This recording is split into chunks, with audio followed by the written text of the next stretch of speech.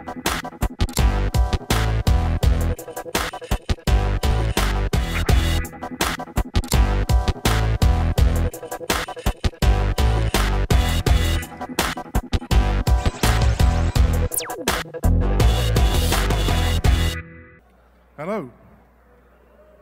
So, how many of you watched the TV series Mr. Robot? Okay, a lot of people. Great. So, first of all, I'm going to tell you a little bit about myself and how I got into hacking and the things that I do, and then I'm going to talk about Mr. Robot, because I think that's probably what you all want to hear. So, first of all, my name is Marc Rogers. I'm the head of Information Security for Cloudflare, which is a big online cloud protection company. You may have seen us, or you may have just seen our captures. First and foremost, I'm a hacker. I've been hacking things since the 80s, and I was part of a British hacking group called the AOHP. I like to hack stuff a lot. Some of the stuff that I've hacked recently is Google Glass, Apple Touch ID for the 5S, 6, and 6S, and most recently the Tesla Model S sports car. And I'm going to talk a little bit about those as well. I'm also the head of security for DEF CON, which is the world's largest hacking conference. Hopefully I'll see some of you guys out there in Vegas. All right. I was really, really excited to come to Brazil. It's the first time I've been here, but I've been hearing about Brazil since the 90s. What I heard is you guys like to hack American military satellites and use them as chat channels. I think that's just awesome.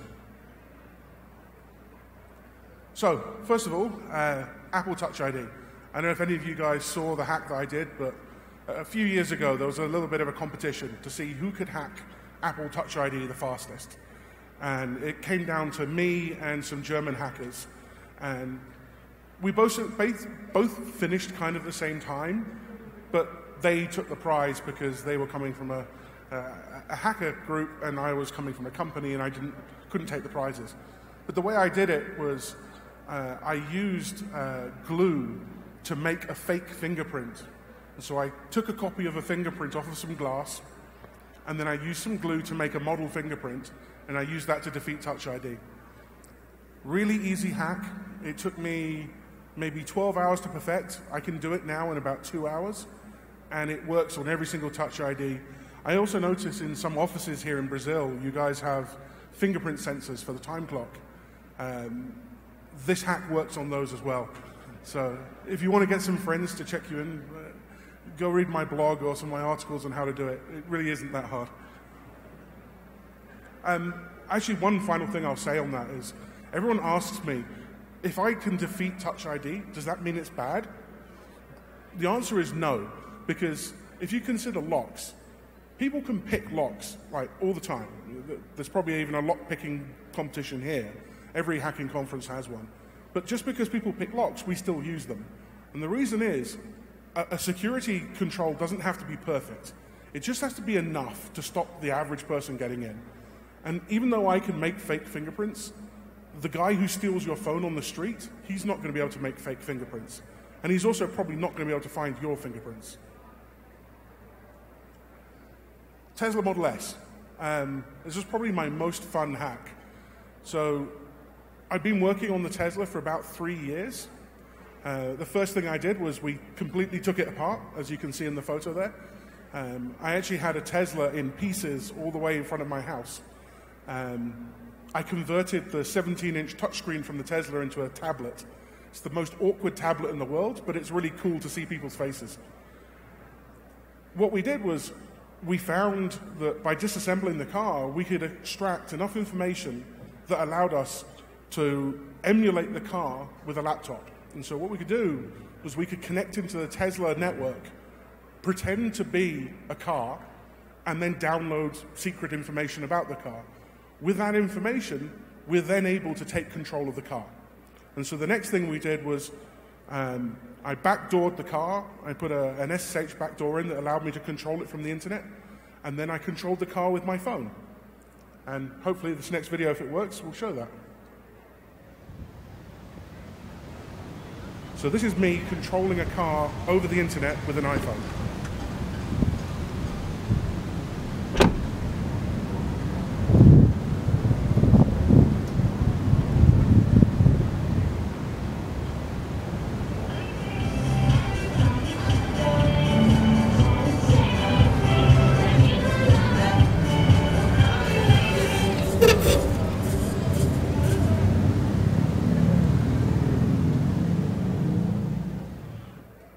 So what I did there was,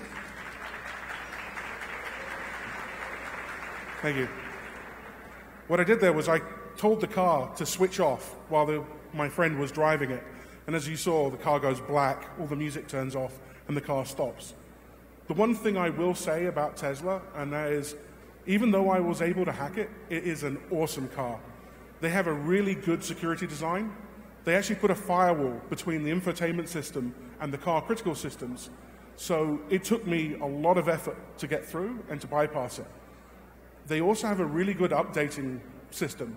And when we gave the talk on this last year at DEF CON, the morning we gave the talk, Tesla fixed the two main vulnerabilities by pushing out an over-the-air update. So the same week that Jeep Chrysler had to recall 1.4 million cars, Tesla patched 900,000 cars without any issues. That's pretty awesome, and that's the direction we want companies to go. So, Hollywood. I don't know how many of you also watch Scorpion or CSI Cyber. Personally, I hate those shows. And the reason I hate them is whenever I watch them, I throw things at the TV because they make me so angry.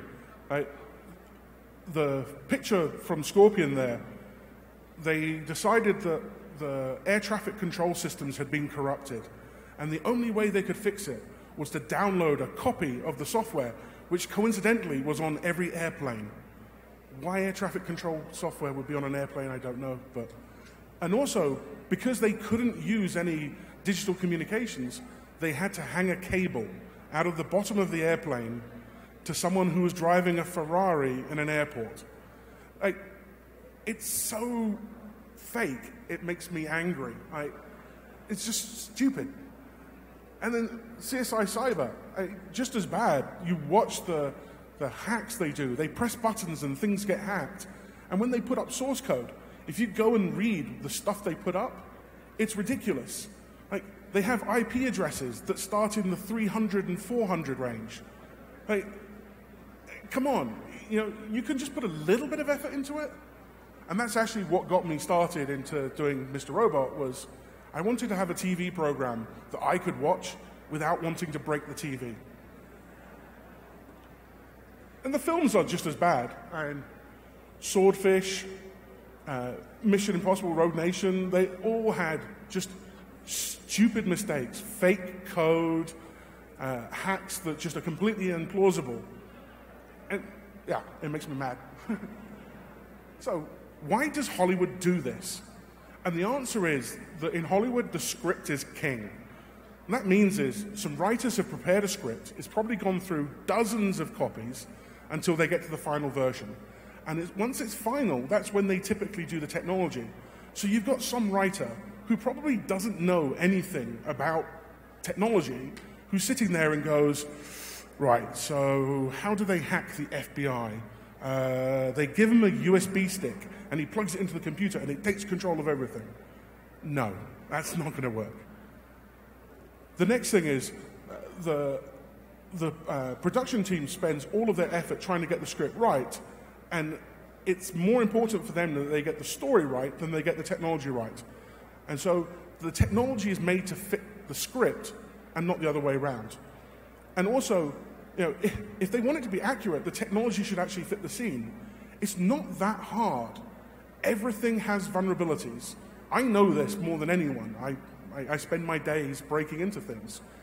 You pick any piece of technology, any software, any system, I guarantee you can find an old vulnerability for it. And if you can, then all you need to do is take that vulnerability and adapt it, and then make it more modern. So yeah, you can lie and say it's a 0-day if you want. At least it can be a plausible 0-day rather than something completely fictitious. So, how Hollywood can get it right? Mr. Robot. What Mr. Robot does is we have essentially two groups of writers. The main writers, who are the people who write the script, and then we have technology experts, and I'm one of the technology experts. And what we do is we get the script, and the script is usually about 70% done when it gets to us. But all of the bits that talk about technology haven't been written yet. They kind of just say, and we want this to happen. We then look at it, and as a team, we brainstorm the different ways that can happen. And then we try to send back to the writers some options. So, okay, it says in this scene that Elliot is supposed to steal a car. All right, how is he supposed to do that? The ways we could give you are, you could compromise the software on the car, you could compromise the company that controls the software on the car, or you could just smash a window, and that's probably the most realistic. And then we try to convince them to go down the realistic pathway. And more often than not, they're receptive to this, because we've made it easy for them, we've given them a realistic scenario, and they can make it work, and they get to have the script go the way they want it to go. So they're typically very happy with it. This is completely different to the way any other television series does it. And it's not that hard. But Mr. Robot has realized that you can't get away with a lot of the cheating that you used to. There are groups on Reddit who constantly watch everything we do. So if we even push out something that's just, a mistake, for example. We pushed out an IP address that was in the private range once, and people picked it up. We pushed out a website that just had bogus content in it. And people immediately picked it up.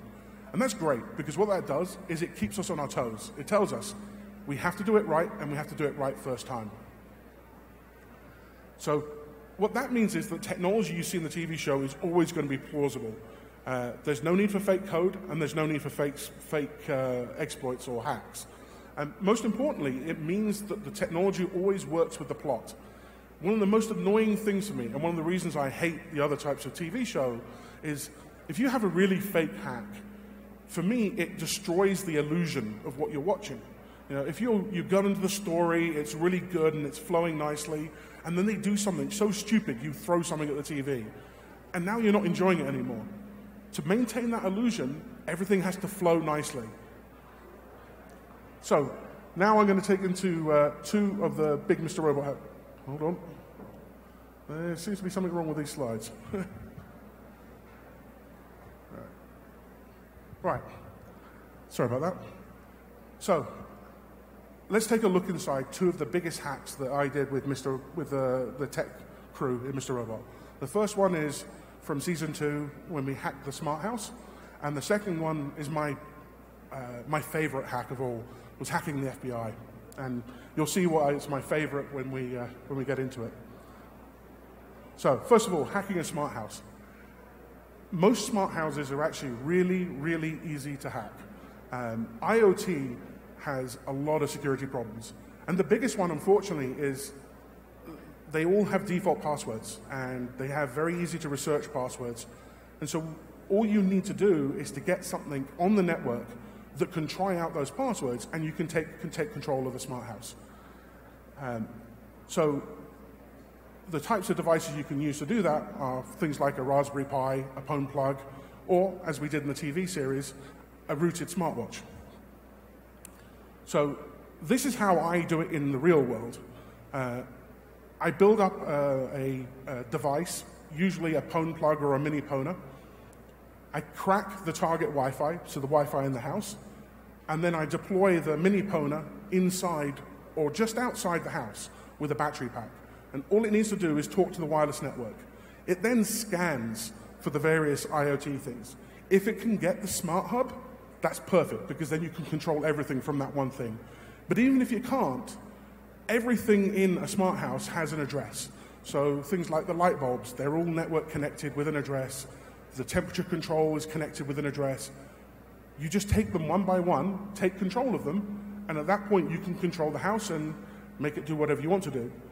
What we did in the show, though, was instead of using a phone plug, we used a Motorola 360 smartwatch. For the case of the show, it was supposed to look like it was a malware attack that did it, but the way I did the attack, and what I tend to do with my hacks of Mr. Robot, is I actually do them for real in my house. And so in the case of this, I rooted a Motorola 360 watch, and I put an app on it that scans the network when it's connected to the Wi-Fi, looking for IoT devices. It has a master password list of default passwords, and then just takes over any of the ones it can. and then it drops a backdoor so that you can connect in from the internet. And really, this is not that unusual. If you consider the attacks that have been going on recently with IoT, like Mirai, it's exactly the same thing. The first Mirai attack used IoT devices that had a fixed password that nobody could change. And they're still out there because you can't kill them, you can't patch them, and you can't change the password. And so they literally just pass from attacker to attacker until eventually someone swaps them off. And in Cloudflare, we're actually starting to see a lot of this stuff, and we use our technology to monitor these kinds of attacks and protect against it. And one of the things that we're seeing, and that we predict as being one of the next big attacks, is layer 7 is going to be the next area, because the big, high-volume attacks are starting to be stopped. But layer 7, you can do the same damage with a fraction of that kind of bandwidth. And that's where these denial of service attacks are moving. And the graph you can see there is one particular attack that we monitored coming from a series of network-attached storage and camera devices that have been compromised. Right, back to Mr. Robot. So, how we hacked the FBI. The script told us we had to do an epic hack of the FBI. And that's not easy, because the FBI is not your average target, you know? These guys don't plug USB sticks into their laptops. You can't phone them up and ask them for a password because they're not going to give it to you. And even if they did, you'd probably only get access to the unclassified network and not the classified network. So we met with FBI agents who were willing to talk to us about stuff, mostly ex-FBI agents, and we asked them, you know, what are the things you guys use on a day-to-day basis? Where might the attack surface be? And what we found was there were two real opportunities. One was that there were printers and fax machines on the network that potentially could be targeted. And the other was that the FBI had just been issued with a shiny new smartphone, mostly Samsung-based, and it was running Android. And that, for me, was like a gift. So we took a look at the attack surfaces. The network peripherals, like printers and faxes, they seemed interesting. You can replace the firmware on most of those and turn them into attack tools. But the problem is, in most cases, you need physical access to do that. And I couldn't really see a scenario where we could break into the FBI's offices to test this out. So it seemed good, but really not great. The Android smartphone, on the other hand, sounded fantastic.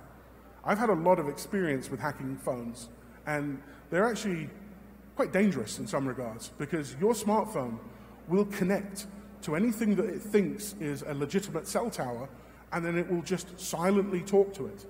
That means if you can convince your smartphone or somebody's smartphone to talk to a fake cell tower, there's a lot of stuff you can do.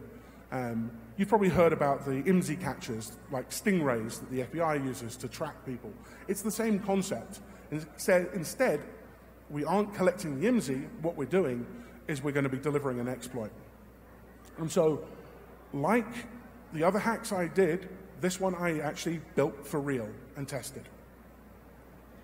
So, this is how I built a fake base station. It's actually remarkably easy. You just need to have the right components. You need a single board computer that's reasonably powerful. A Raspberry Pi is not quite powerful enough, but something like a BeagleBone Black, or in this case, the red board there is a QB truck. That's enough to do it. Then you need an SDR, so a software-defined radio, something like USRP or the Blade RF. Both quite easy to purchase. You're now probably looking at maybe spending, I don't know, $800 or $900 to build this. And then obviously you need some storage, so a USB flash drive, and you need batteries. That's pretty much it. The plan is we're going to install Linux on the and OpenBTS on the QB truck. Then we're going to configure OpenBTS to offer a network that we know that the victims are going to be using. So you emulate one of the most popular networks in the area. Then we configure IP tables on the OpenBTS box, and you configure it to redirect all the GPRS traffic to Burp. When you set up OpenBTS and you set up the 2G connection on it, it will route all of the browsing traffic from the smartphone out via the Ethernet interface. So you can set up simple firewall rules with IP tables that will redirect that traffic through a proxy. And that's pretty much all you need. So that's what it looks like when I built it. It's pretty small. You can fit the whole thing into a briefcase. And it was powerful enough that every phone within maybe a few hundred meters just immediately connected to it. I actually had to test it in a field in the middle of nowhere, because when I was testing it at home, my neighbors kept on connecting to it. And yeah, I didn't particularly want to hack my neighbors. So once I set this up, what it does is it broadcasts as a legitimate cell tower. All modern smartphones are designed to connect to the strongest cell tower they can see. So every smartphone within range would just connect to it. It was advertising, I believe, 3 out of the most popular telecoms networks. I'm not going to say which ones. So any phone that belonged to those networks would connect to it. The proxy was configured to offer a landing page. So no matter what you browsed through your Android phone, you'd be redirected to this landing page. And that landing page would serve up stage fright. And so any phone that was still unpatched against stage fright would simply, the moment you browse something, it would see a white page appear, stage fright would deploy, and then it would let you go to wherever you were properly going. So you'd see just kind of like a brief flash on the phone, and then you'd get whatever site you were normally requesting. But by then, you've triggered stage fright, and your phone has been pwned. Oh, and this technique is actually incredibly precise. If you want, by using an IMSI catcher beforehand and collecting somebody's IMSI, you can use this to target just one person. So I could set this up in the room and pick any individual person and set this up so it only attacks their phone. And it also only affects phones that you know to be vulnerable. So people who aren't vulnerable won't see anything happen at all. And this is what it actually looks like in the real world. These devices do exist, and they are being used. So the top corner, you see the Stingray used by the FBI, which they typically use to catch people's IMSIs so they can track you, and which they use to intercept telephone calls. The protests going on in Dakota at the moment over the pipeline, they are seeing a ton of these being used. In fact, it's gotten so bad it's almost impossible to make a phone call there because they're all being so heavily intercepted.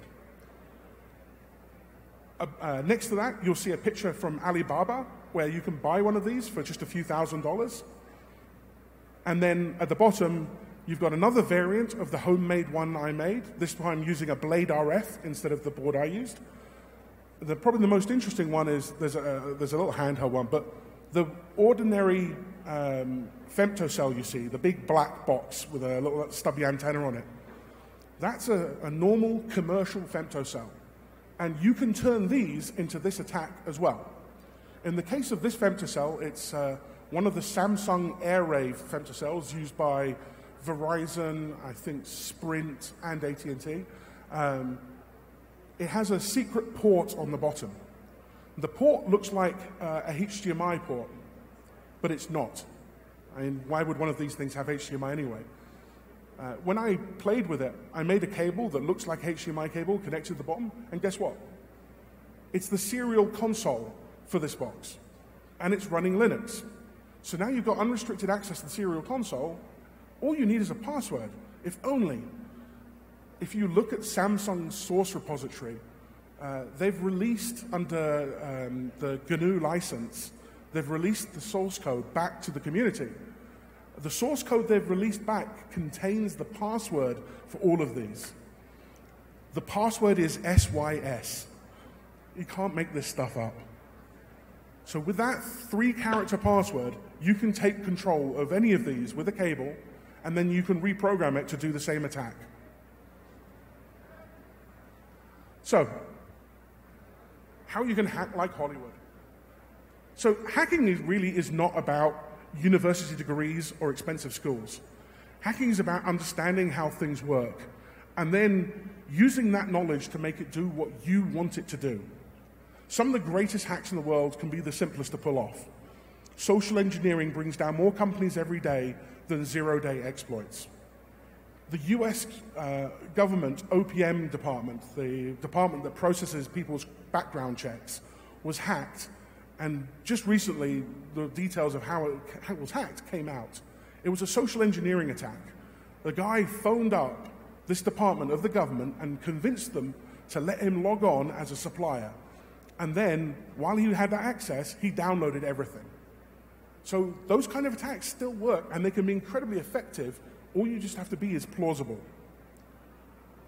When I started properly hacking back in the late 80s, early 90s, we had to make all of our own tools. So we would have to create exploits, and we'd have to create things that would push out those exploits. Now, you have literally an arsenal of toys that you can download.